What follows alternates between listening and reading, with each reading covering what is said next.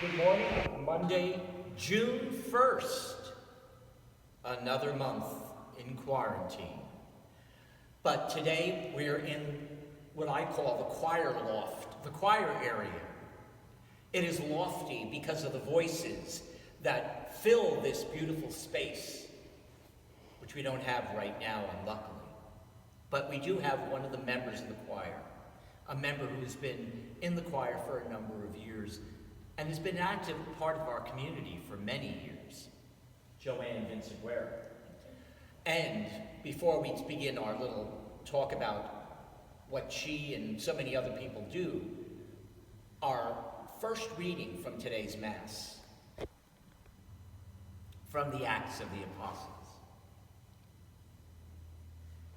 After Jesus had been taken up to heaven, the apostles returned to Jerusalem from the mount called Olivet, which is near Jerusalem, a Sabbath day journey away. When they entered the city, they went to the upper room where they were staying. Peter and John, James and Andrew, Philip and Thomas, Bartholomew and Matthew, James, son of Alphaeus, Simon the Zealot, and Judas, son of James. All these devoted themselves with one accord to prayer, together with some women, and Mary, the mother of Jesus, and his brothers.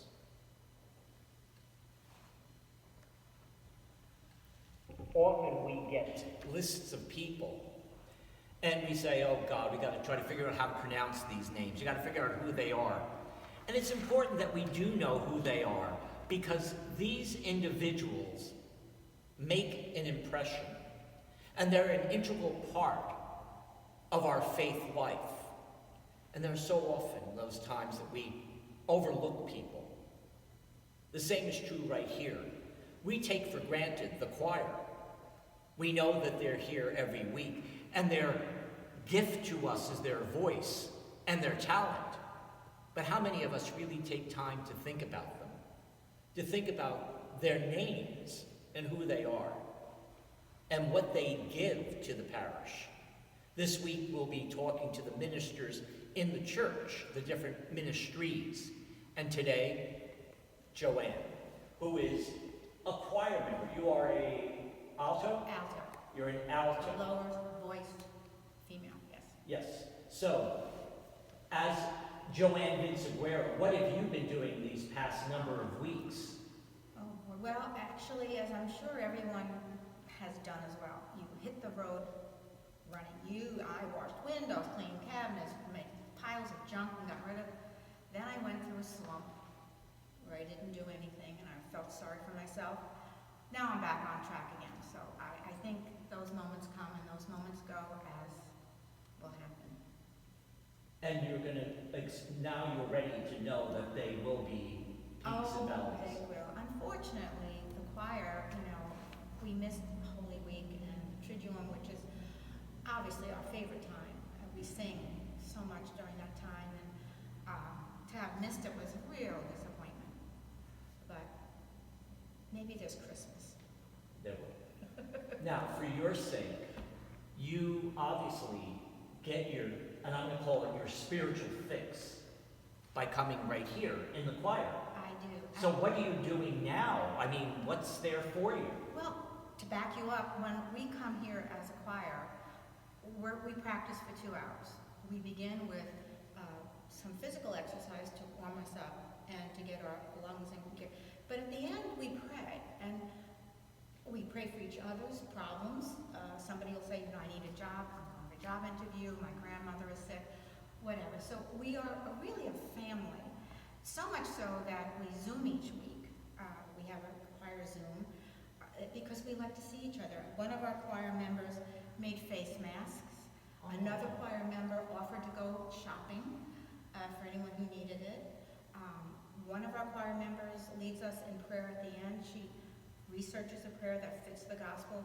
So we are a spiritual group. So to have it missing is more than just singing.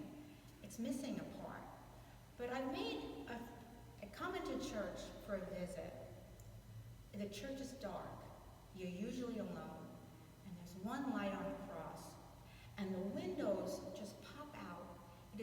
a peaceful spiritual place to come when you're having a down day. So I come maybe once a week, and I come and pray. And I started a journal. Which is something I have started many times and never finished, but this time I'm sticking to it. That's what I'm doing. So, you've already addressed one of the things, is what is the choir doing? And you've said yes, we're Zooming. Which is amazing. Yeah, we don't sing, we just talk. Jim has to mute us all one at a time. You've been in there a couple of times. Oh yes, it's so, everyone talks at once, because we are a group, And even though we had 2 new members this year, they're part of the group. We're just, so it's something missing in my life for sure. What can people do in this time, especially as we start to think about bringing people back into the church? How can people assist the choir? Just by singing in the pew. Don't worry about your voice. Don't worry if you're off pitch. Just sing. Do you think we're all that great? We form a group, and it sounds great together, but individually, we're just regular voices. There's nothing special, maybe a few of us. But sing. Singing is praying twice. Perfect. As they say. Now, at this time, people cannot join the choir, obvious reasons. Obvious. But when the time comes, would you recommend this to anybody? Absolutely. It is such a wonderful experience. It's 2 hours on a Thursday night, and what else would you do? Watch TV. And, and then you come at the Mass, and we're really a very nice group, if I must say so myself. And very welcoming, and just, I would recommend it. Okay, I'm going to do the age thing here. You and I were here together when I was here as the associate. Yes, there was a time when there was a second priest in residence all the time, from 1987 to 1991.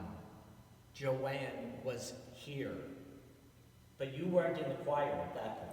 No, I was working in the office, but my husband was, and I just, working here all day long, I didn't feel like coming back at night, But when my husband joined, I said, after I left Our Lady of Lourdes and moved on, I decided this. I said to Joe one day, I'd like to do something together.